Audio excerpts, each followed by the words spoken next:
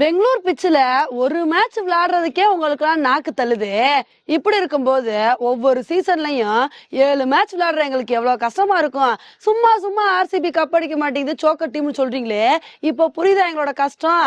இப்படிதாங்க RCB fans வந்து India ஆப்கானிஸ்தானோட 3வது T20 மேட்ச் கூட கம்பேர் பண்ணி இந்த மாதிரி கருத்துக்களை பதிவு பண்ணிட்டு வந்துட்டு இருக்காங்க.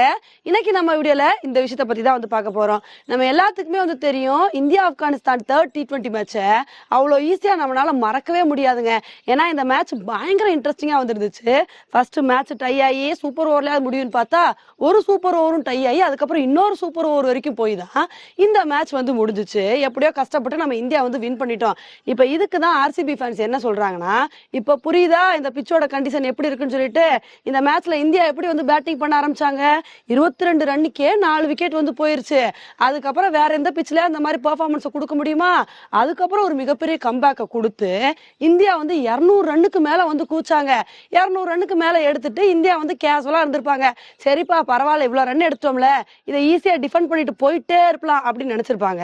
ஆனா ஆப்கானிஸ்தான் வந்து எதிர்பாராத விதமா என்ன பண்ணாங்க, இதே 212 ரன்னை வந்து எடுத்து இந்த மேட்சை வந்து டை பண்ணிட்டாங்க. இதுல இருந்து என்ன தெரியுது, ஃபர்ஸ்ட் பேட்டிங் பண்றவங்க ஸ்டார்டிங்ல எவ்வளவு விக்கெட் போனாலும் அதுக்கப்புறமும் விளையாண்டு நல்ல ரன்னை வந்து எடுக்கலாம்.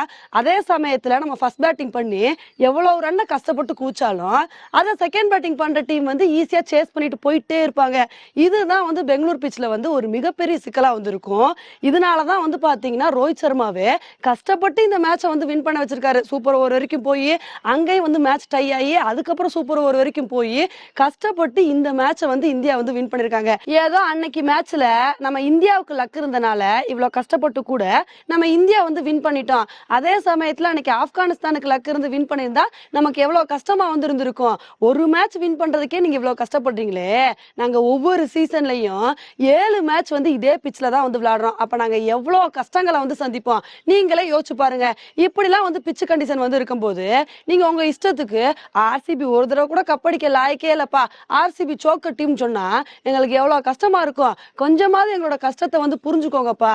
நாங்க 7 மேட்ச் வந்து இந்த பிச்ல வந்து விளையாடுறோம் அப்படின்னா நீங்க வந்து ஆர்சிபியை கையெடுத்து கும்பிடணும். அப்படிதான் ஆர்சிபியோட நிலைமை இருக்கு அப்படின்னு சொல்லிட்டு இந்த மாதிரி ஆர்சிபி ஃபேன்ஸ் வந்து கருத்துக்களை பதிவு பண்ணிட்டு வந்துட்டு இருக்காங்க. ஆனா இந்த விஷயத்துக்கு ஒரு சில பேர் என்ன சொல்றாங்கன்னா, என்னப்பா பிச்சை நம்பி நீங்க விளையாண்டுட்டு இருக்கீங்க, எல்லா பிச்சிலும் எல்லா சவால்கள் இருக்கதான் வந்து செய்யுது, நீங்க வந்து ஒவ்வொரு தடவையும் வந்து ஏலத்துல ஆளுங்களை எடுக்கும்போது தப்பு பண்ணிடுறீங்க. உங்களோட பிச்சு அப்படி இருக்குன்னா நீங்க அதுக்கு தகுந்தாப்புல ஆளுங்களை வந்து எடுக்கணும். ஆல்ரெடி பேட்டிங்கு சாதகமான பிச்சு, சும்மா பெரிய பெரிய பவுலர்ஸ் கிட்டே வந்து ஈஸியா வந்து பேட்ஸ்மேன் வந்து அடிக்கும் போது நீங்க பெரிய மிரட்டுற மாதிரி ஃபாஸ்ட் பவுலரை வந்து எடுக்கணும். நீங்க பாட்டுக்கு வந்து ஜோஃப்ரா ஆர்ச்சர் அது இதுன்னு சொல்லிட்டு மத்த ஃபாஸ்ட் பவுலர்ஸ் வந்து கோடி கணக்கில் கொடுத்து வந்து எடுத்தீங்கன்னா அதுக்கப்புறம் எப்படி வந்து வின் பண்ண முடியும்? நீங்க ஒவ்வொரு தடவையும் ஏலத்துல வந்து தப்பு பண்ணிடுறீங்க. இதுலதான் நீங்க மத்த டீமை வந்து ஃபாலோ பண்ணணும். இப்ப சிஎஸ்கே வந்து எடுத்துக்கோங்க, அவங்க பிச்சு வந்து ஸ்பின்னர்ஸ்க்கு சாதகமா இருக்கனால அவங்க மேக்சிமம் வந்து ஸ்பின்னர்ஸ்க்கு தான் வந்து இம்பார்ட்டன்ஸ் வந்து கொடுப்பாங்க. ஃபாஸ்ட் பவுலர்ஸ் வந்து என்னதான் அருமையான ஃபாஸ்ட் பவுலர்ஸா இருந்தா கூட அவங்க அந்த அளவுக்கு வந்து எடுக்க மாட்டாங்க. இதே மும்பையை பாருங்க, ஃபாஸ்ட் பவுலர்ஸ் வந்து எவ்வளவு நல்ல நல்ல ஃபாஸ்ட் பவுலர்ஸ் வந்து கம்மியான கோடியில வந்து தூக்கியிருக்காங்க. நீங்க இந்த மாதிரி ஏலத்துல வந்து கான்சென்ட்ரேட் பண்றதை வந்து விட்டுட்டு தப்பான பிளேயர்ஸ் வந்து தூக்கிட்டு அதுக்கப்புறம் பிச்சு இப்படி இருக்கு அதனாலதான் எங்களால வந்து வின் பண்ண முடியல, உங்களோட பிச்சில் விளையாடுறது எவ்வளவு கஷ்டம் தெரியுமா அப்படின்னு சொல்லிட்டு புலம்புறீங்களே, இதெல்லாம் நியாயமா? நீங்க அதே பிச்சில் விளையாடுறீங்கன்னா உங்க கூட விளையாடுற டீம் அதே பிச்சில் தானே வந்து விளையாடுறாங்க. அப்ப அவங்களுக்கு அதே டஃப்னஸ் வந்து இருக்க தானே வந்து செய்யும். அதனால நம்ம எங்க விளையாட போறோமோ அதுக்கு தகுந்தாப்புல நம்மளோட டீமை வந்து செட் பண்ணிக்கணும். அதுக்கு தகுந்தாப்புல நம்மளோட திறமையை வளர்த்துக்கிட்டாலே நம்ம வந்து அடுத்தடுத்த மேட்சை வந்து வின் பண்ண முடியும். நீங்க வந்து எங்களோட பிச்சு இப்படிதான்ப்பா இருக்கு அதனாலதான்ப்பா நாங்க வந்து வின் பண்ண மாட்டோம் அப்படின்னு சொல்லிட்டு பிச்சு மேல நம்பிக்கை வச்சா ஒண்ணுமே பண்ண முடியாதுன்னு சொல்லிட்டு இந்த மாதிரி கருத்துக்களை பதிவு பண்ணிட்டு வந்துட்டு இருக்காங்க. ஓகே ஃப்ரெண்ட்ஸ், இந்த ஒரு விஷயத்தை பத்தி நீங்க என்ன நினைக்கிறீங்க அப்படின்றத என்னோட கமெண்ட் செக்ஷன்ல வந்து போடுங்க. இதே மாதிரி இன்னொடையில உங்களை வந்து மீட் பண்றேன். Bye friends.